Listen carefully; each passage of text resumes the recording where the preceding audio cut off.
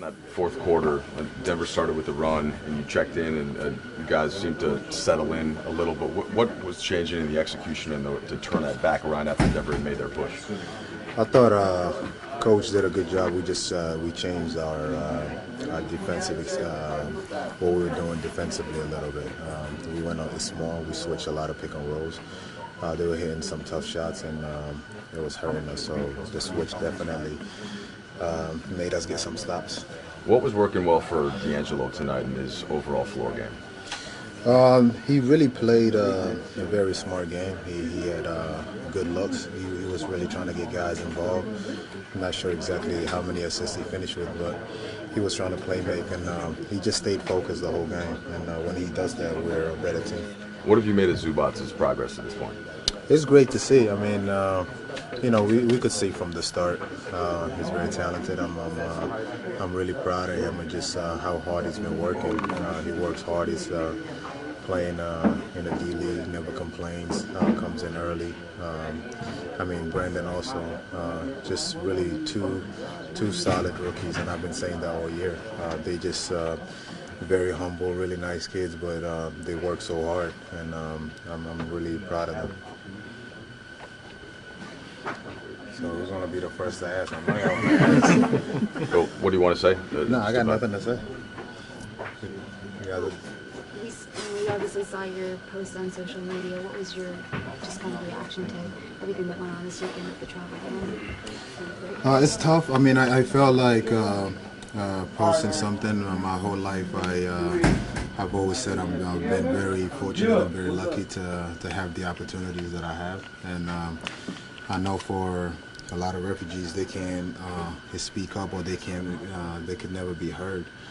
So I wanted to just put it out there and let people know how proud I am to be a refugee, and just every opportunity that I got in my life. We've never really asked to leave my homeland. And a lot of these people go through a lot of things that they have no control of. And to see a light at the end of the tunnel, and to go towards that light, and then that light is turned off, it's very difficult, not just individually for the family. I mean, I remember when I was a kid, as a refugee in Egypt, every day there was always a hope that we get to leave tomorrow, we get to go somewhere. Never knew where. We just wanted somewhere where we could have an opportunity to make something out of it, and that opportunity came 5 years later. And now I'm thankful for growing up in Egypt, and I've learned a lot, but at the same time, I know what it feels like to wait for that opportunity to come every day. So my message out there was just to let everybody know that's going through it, that I really feel what they're going through. And sometimes it's things happen that is out of your control, and all you could do is just pray and be positive for a change. But just know that there's a lot of people out there that really feel your pain and wish could do a lot more. Was the U.S. an option for you guys when you were looking to relocate? To be honest with you, everywhere was an option. I would think we're very lucky to go to the UK, and my dad and mom for us to get political asylum and to go as refugees there. And it's been great for me and my family. And I would have never had the opportunity that I have today if it wasn't for that. When you first, you got any clarity, like if your family might be affected with this new policy, or is everything just kind of how it is? Well, the ban is on Sudan. South Sudan is a different country. I think a lot of people are confused a little bit.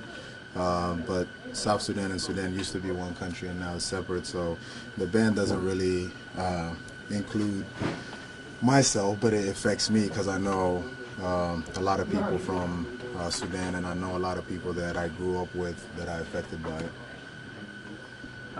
What's your feeling towards the future? Is there more hope than being afraid, or vice versa?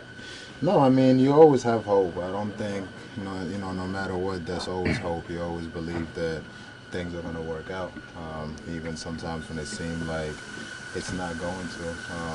All you could do is just hope.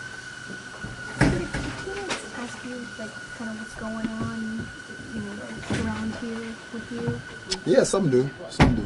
Yeah. And to kind of like gain more knowledge about the situation? I'm sorry? To gain kind of more knowledge about the situation? Yeah, no, definitely. I think I have teammates that know about it.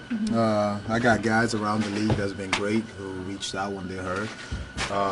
But it's really, sometimes it's hard to explain. I think a lot of guys know what's going on, and when they ask, I do explain.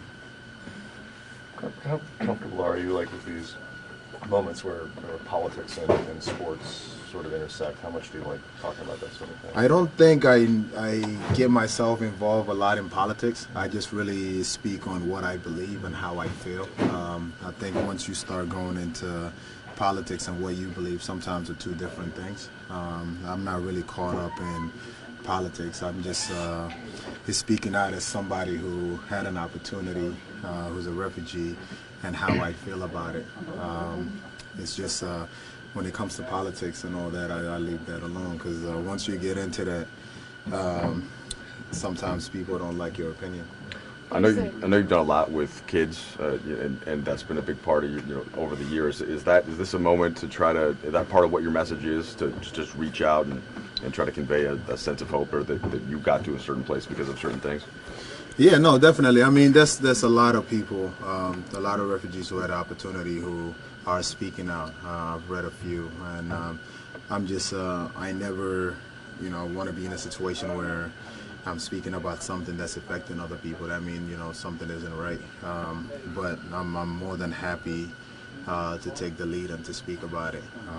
Everything that I'm saying is nothing personal, or it's nothing against anybody. It's just what I believe and how I've lived my life.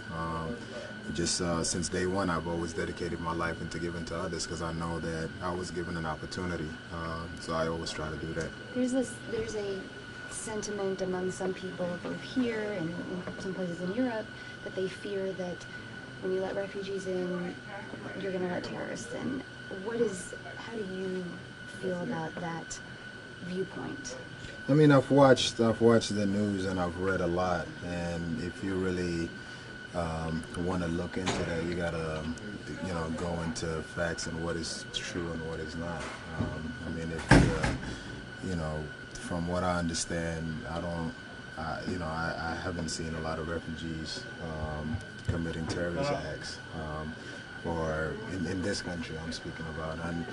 And going back to the story that I said earlier, it took me 5 years to get the opportunity that I got. I'm sure the background check and everything was done. Even to speak about this, I don't know where this goes afterward. We don't know where it goes afterward. So right now it's just hope and being patient and see where it goes. You talked about that, just sort of telling your story and just saying what you feel. How much do you think the average typical American understands what it is to be a refugee, the process that refugees go through? I don't think a lot of people know. It's not something that's out there. That's something that you hear about every day. So I don't blame people for that. It's just for me, I understand it because I went through it. People that are around me know it because we speak about it and we do talk about it. At the same time, I do understand when you're told something that's not true and you're told to believe other things. I understand the fear and your reaction coming out of it.